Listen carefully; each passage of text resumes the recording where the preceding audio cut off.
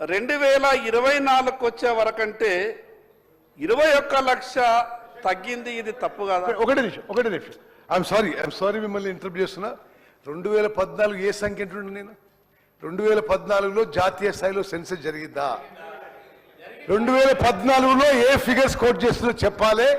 దానికి ఏ అథారిటీ ఉంది, ఏ డాక్యుమెంట్ ఉంది, దయచేసి చెప్పాలి. మనం చేస్తున్నాం.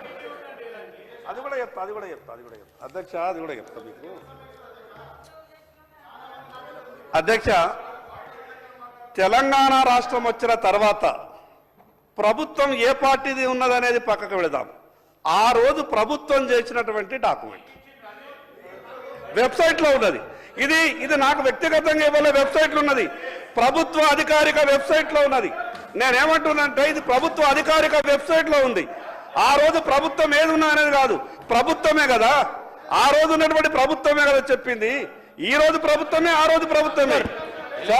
సార్ నేను దయచేసి ఆయన దగ్గర ఉన్న రికార్డు ఏ ఆధారంగా చెప్తా ఉన్నారు, ఎక్కడి నుంచి వచ్చింది రికార్డు? గత ప్రభుత్వం ఆ రోజు whether they have made A public document చేసిన అధ్యక్ష, శాసనసభలో పెట్టిన అధ్యక్ష, ఈరోజు శాసనసభలో పెట్టినరా, దానిపైన చర్చ చేసినరా, దానికి లీగాలిటీ ఏంది, దానికి శాంక్టిటీ ఏంది? దానికి శాంక్టిటీ లేదు, లీగాలిటీ లేదు. డాక్యుమెంట్ పట్టుకొని ప్రజలను పక్కదారి పట్టించే ప్రయత్నం చేయకండి. మీరు బయట రెండు పక్షాలు ఒకటి కావచ్చు, లోపల కూడా అదే విధంగా ప్రస్తావన చేస్తే ఎట్లా అధ్యక్ష? శంకర్ గారు ఇప్పుడు ప్లీజ్ అయిపోయింది 10 నిమిషాలు. ఇప్పుడు ఎల్ఏ మంత్రి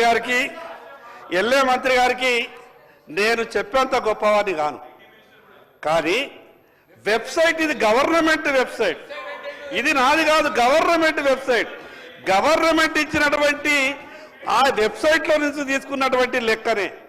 నేనేమంటున్నానంటే ఉత్తమ్ కుమార్ రెడ్డి గారు మాట్లాడుతూ ఏమన్నారంటే మీరు అనవసరమైనటువంటి అనుమానాలని ప్రజలకు తలెత్తే విధంగా మాట్లాడుతున్నారు అని అంటే బాధ అనిపించి